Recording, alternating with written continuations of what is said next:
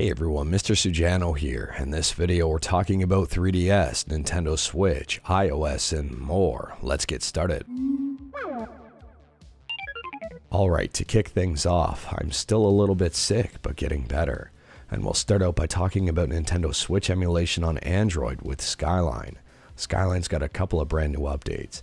If you head to skyline-emu.1 and click on download, at the time of filming here, version 2487 has just released. On top of that, the paid testing early access version of Skyline Edge just got a brand new update. Interestingly enough, they skipped over Edge version 69 and landed on Edge 70, and I think a few people might be upset about that. Anyways, with Edge version 70, it improves support for some foldable devices. So on the latest mainline build of Skyline, someone was able to get Resident Evil Revelations up and running on a Mali GPU between 25 to 37 frames per second, and in some places up to 45 frames per second, and actually rendering okay. Next up, we're talking about Nintendo 3DS emulation with Citra, and Citra also got a brand new update. The latest nightly build, 1888, fixes crashes on Pokemon Super Mystery Dungeon, fixes Broken Bloom in Fire Emblem, fixes a crash in Fire Emblem, and fixes Nearest Neighbor texture filter. To pick up the latest nightly build of Citra, head to citra-emu.org and click on download here.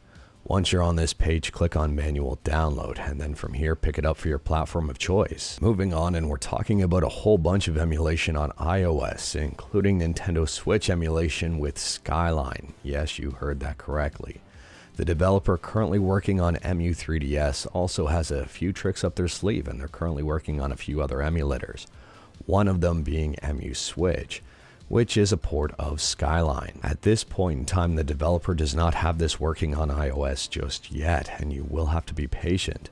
They're currently tinkering with it while they're working on Emu3DS emulation on iOS. So Antique, the main developer behind all of this, says Emu Switch at this point in time is at an it's possible but might run horribly stage. So be patient here, don't get your hopes up, it might not even be possible. While a lot of this stuff is exploratory, Emu3DS does seem to be a surefire thing. If you are curious about this and wanted to become a member of the community, I'll drop a link to their Discord in the description below. Just remember, if you join, be respectful. Next up, we're talking about the ASUS ROG Ally, or ASUS ROG Ally, or subscribe to Mr. Sujano ROG Ally, depending on how you want to talk about it. Anyways, they unveiled a whole bunch of information about this new product, including AMD's brand new series of processors. They unveiled the Ryzen Z1 and Z1 Extreme. Both of these will be in two different versions of the ROG Ally. Now, the performance of the Z1 chip is obviously way better than the Nintendo Switch, and even better than the Steam Deck. And in terms of pricing, I think I heard somewhere that they plan on starting it under $1,000. Now, another interesting fact is that the ROG Ally is running Windows 11, so theoretically it should be compatible with way more games than the Steam Deck. Not only should it run Windows games on Steam, it should also run games on GOG, Epic, and heck, even Game Pass, and basically anything that should run on Windows. And a lot of people who have taken a look at this device and handled it said it feels more like a PC than the Steam Deck does. Now, one of the huge unknowns right now about the ROG Ally is the battery life. When this thing is running fully maxed out, is it going to last a couple of hours? Is it going to last half an hour? We don't know just yet. On top of that, I've been asked a ton so far, is the ROG Ally a Steam Deck killer? And my answer here is yes and no, and I can confidently say that without even reviewing the ROG Ally just yet. If your wallet doesn't matter, then yes, the ROG Ally was probably going to be a Steam Deck killer.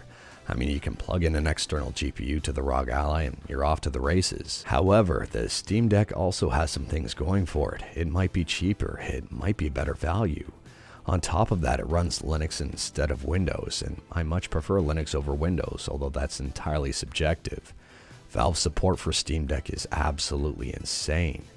I don't know if ASUS is going to support the ROG Ally as well as Valve supports the Steam Deck. They might not have to, but they might. On top of that, we don't know anything about the ROG's overall quality. We don't know if there's going to be any issues with the device or any major flaws that are huge drawbacks altogether. Only time will tell. So without dragging things out, at a high level here, I still see the Steam Deck as a value-packed gaming handheld and Linux PC. And the ROG Ally appears to be a possible value-packed gaming handheld and Windows PC. Let me know your thoughts about this Steam Deck versus ROG Ally in the comments below. And last up here, we're talking about LaunchBox, not an emulator, but an emulator front end. LaunchBox sits in front of your emulators to organize everything and make everything look nice. So LaunchBox 13.3 just released, and in my opinion, this is a pretty big one. If you're using this on Windows and Android, you can now sync game statistics between the two. On top of that, they've improved the import process for Wii U and PS3 games. And they've also added in per game 3D model overrides. So if you wanted to change up the 3D box model on a per game basis, you absolutely can. But anyways, that is all I've got for you in this one. Straight to the point, all stuff and no fluff.